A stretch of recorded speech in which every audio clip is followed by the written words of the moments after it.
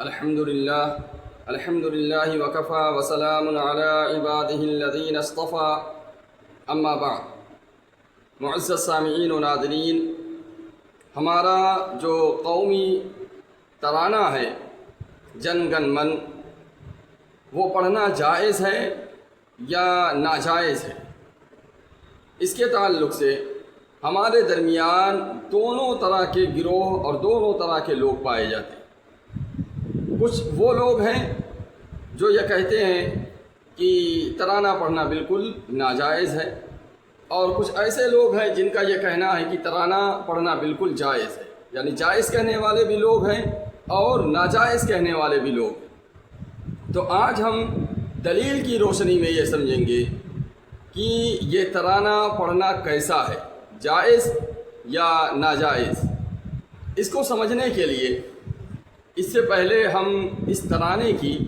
تھوڑی سی تاریخ سمجھتے ہیں، تھوڑی سی تاریخ جانتے ہیں، تاکہ اس بات کو بہت آسانی کے ساتھ اور بہت اچھے انداز میں ہم سمجھ سکیں۔ اس کی تاریخ یہ ہے کہ 27 دسمبر 1911 کو بنگال کے اندر انڈین نیشنل کانگریس کا جو اجلاس ہوا،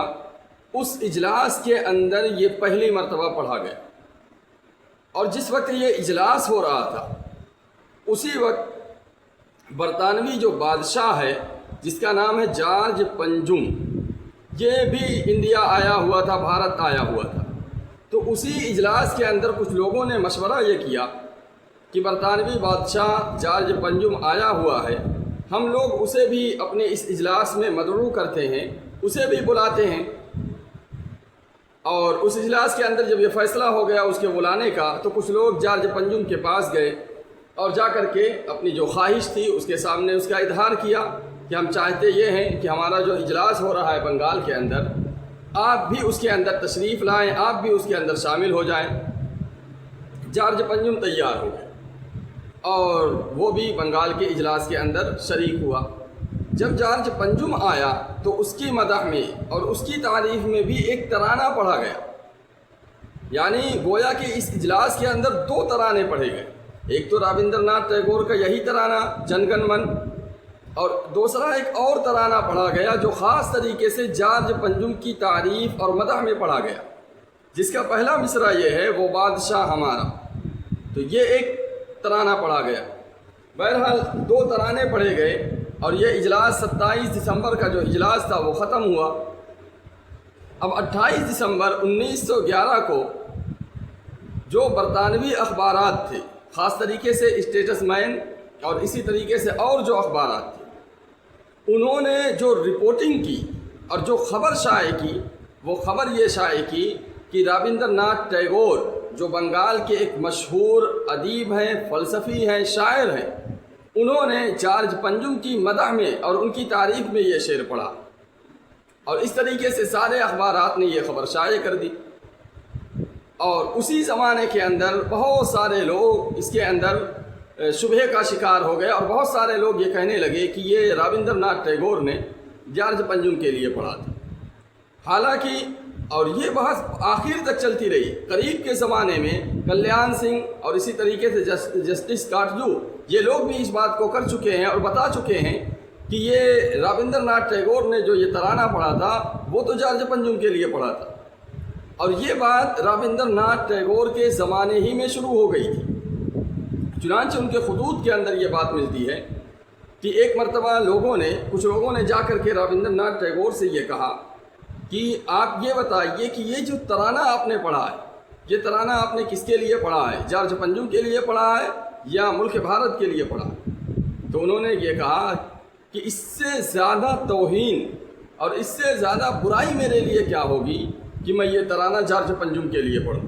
یعنی ان کا کہنا یہ تھا کہ یہ ترانہ میں نے ان کے لیے نہیں بلکہ میں نے یہ ترانہ اپنے ملک بھارت کے لیے پڑھا ہے۔ بہرحال پہلی مرتبہ یہ ترانہ وہاں پڑھا گیا۔ اب دوسری چیز، اس ترانے سے پہلے ہم تھوڑا سا رابندر ناتھ ٹیگور کا جو مذہبی نظریہ ہے، مذہب کے لحاظ سے وہ کیا تھے، اس کو ہم سمجھتے ہیں۔ تو مذہب کے لحاظ سے وہ کیا تھے، وہ تو ان کے خطوط کے اندر بھی انہوں نے بار بار اس کی وضاحت کی ہے کہ میرے نزدیک یہ جو 1000 خدا ہیں ان کی کوئی حیثیت نہیں، میں صرف کسی ایک ایسی طاقت کو، ایک ایسی ہستی کو مانتا ہوں کہ جس نے یہ ساری چیزیں بنائی۔ یعنی وہ ان کا کہنا یہ تھا کہ یہ تمام چیزیں جو دنیا کے اندر نظر آ رہی ہیں اور یہ ساری چیزیں جو بنائی گئی ہیں وہ کسی ایک ہی نے بنایا ہے، 1000 یا 2 4 5 نے مل کر نہیں بنایا۔ اس لحاظ سے اگر آپ کہیں تو وہ موحد تھے، یعنی ایک کو ماننے والے تھے۔ اور یہی بات ان کی ایک کتاب ہے جس کو لکھا ہے پروفیسر جان واٹسن نے، انہوں نے اس کتاب کے اندر، جس کتاب کا نام ہے کہ رابندر ناتھ ٹیگور کے مذہبی نظریات، اس کتاب کے اندر جان واٹسن نے یہ لکھا ہے کہ رابندر ناتھ ٹیگور جو تھے وہ ہندوؤں کا جو نظریہ ہے، جو ان کے عقائد ہیں، ان سے تھوڑا الگ تھا ان کا۔ وجہ اس کی یہ تھی کہ جس وقت رابندر ناتھ ٹیگور کا جو زمانہ ہے، اسی زمانے کے اندر ہندوؤں کے اندر ایک تحریک اٹھی، ایک اصلاحی تحریک۔ اس تحریک کے جو لوگ جڑے ہوئے تھے اس سے، ان کا نظریہ یہ تھا کہ ہمارے درمیان جو بہت ساری رسومات چل رہی ہیں اور بہت سارے خدا اور بھگوان جو ہم نے مان لیا ہے، یہ غلط ہے، بلکہ ایک ہی خدا ہے، ایک ہی بھگوان ہے۔ اب وہ کون ہے اس کا فیصلہ وہ نہیں کر سکے، اس تنظیم کے سارے لوگ نہیں کر سکے، بس یہ فیصلہ کر لیا کہ کوئی ایک ہی ہے، کوئی ایک ہی ہے۔ اور اس تحریک سے رابندر ناتھ ٹیگور کا جو گھرانہ تھا، ان کے والد بھی اس سے جڑے ہوئے تھے، رابندر ناتھ ٹیگور بھی اسی سے جڑے ہوئے تھے۔ تو ان کا رابندر ناتھ ٹیگور کا جو نظریہ تھا وہ ایک خدا یا آپ کہہ لیجئے کسی ایک ذات کو ماننے والے تھے۔ خدا یعنی مسلمان جس کو خدا مانتے ہیں وہ ان کو ماننے والے نہیں تھے، لیکن ان کا کہنا یہ تھا کہ پوری جو دنیا بنی ہے اور اس دنیا کے اندر جو ساری چیزیں بنی ہیں وہ کسی ایک ہی نے بنایا ہے، بہت سارے لوگوں نے نہیں بنایا۔ بہرحال ان کے مذہبی نظریات سے یہ معلوم ہوتا ہے کہ وہ مشرک نہیں تھے، وہ مشرک نہیں تھے بلکہ ایک ہی طاقت کو ماننے والے تھے۔ اب ان کا اس ترانے کی جو تاریخ ہے اس کو سامنے رکھیے، اور رابندر ناتھ ٹیگور کا جو مذہبی نظریہ ہے اس کو سامنے رکھیے۔ اس کو سامنے رکھ کر کے اب جن گن من ترانہ جو ہے اس ترانے کو دیکھیے، اور اس ترانے کو پورا جو ترانہ ہے اس پورے ترانے کے اندر صرف ایک لفظ ہے، بھارت بھاگیہ ودھاتا۔ اس بھارت بھاگیہ ودھاتا ہی کے اوپر اعتراض ہے، باقی اور الفاظ کے اوپر کوئی اعتراض نہیں۔ اس بھارت بھاگیہ ودھاتا کا ترجمہ ہوتا ہے کہ بھارت کی تقدیر بنانے والا، بھارت کی تقدیر بنانے والا۔ تو اب جو لوگ یہ کہتے ہیں کہ اس کا پڑھنا ناجائز ہے، وہ یہ کہتے ہیں کہ رابندر ناتھ ٹیگور نے کسی کو، یعنی جارج پنجم جو تھا، اس کو کہہ دیا کہ بھارت کی تقدیر بنانے والا، قسمت کا فیصلہ کرنے والا، قسمت کا فیصلہ کرنے والا اور تقدیر بنانے والا اور انسانوں کی قسمت کا فیصلہ کرنے والا۔ ہمارا عقیدہ یہ ہے کہ وہ صرف اور صرف ایک ذات ہے، وہ خدا ہے، کوئی اور دوسرا نہیں۔ لہذا اب جن لوگوں نے یہ سمجھا کہ رابندر ناتھ ٹیگور نے جارج پنجم کے لیے پڑھا، یا انہوں نے کسی اور کو مان لیا، کسی اور کی طرف منسوب کیا، یعنی خدا کے علاوہ کسی اور کی طرف منسوب کر دیا، اور جب انہوں نے خدا کے علاوہ کسی اور کو قسمت کا فیصلہ کرنے والا اور تقدیر بنانے والا مان لیا، تو یہ شرکیہ الفاظ ہے۔ اور نعت کے اندر اور ترانہ کے اندر، نظم کے اندر اگر کوئی شرکیہ الفاظ آ گیا تو پھر اس کو پڑھنا ناجائز ہوگا، لہٰذا یہ جن گن من پڑھنا یہ بھی ناجائز ہوگا۔ حالانکہ آپ نے یہ دیکھا کہ تاریخی لحاظ سے رابندر ناتھ ٹیگور نے یہ ترانہ جارج پنجم کے لیے نہیں پڑھا، اور رابندر ناتھ ٹیگور کا مذہبی نظریہ بھی یہ نہیں ہے کہ وہ مشرک ہوں، وہ مشرک ہوں۔ لہٰذا معلوم یہ ہوا کہ بھارت بھاگیہ ودھاتا جو انہوں نے کہا ہے، اس سے مراد ان کی یہ ہے کہ جو ایک ہی کوئی بھی ہو، جو ایک ہے، اس پورے سماج کو بنانے والا، تمام دنیا کو بنانے والا، وہ ہم کسی کو بھی، ہم خدا کو مانتے ہیں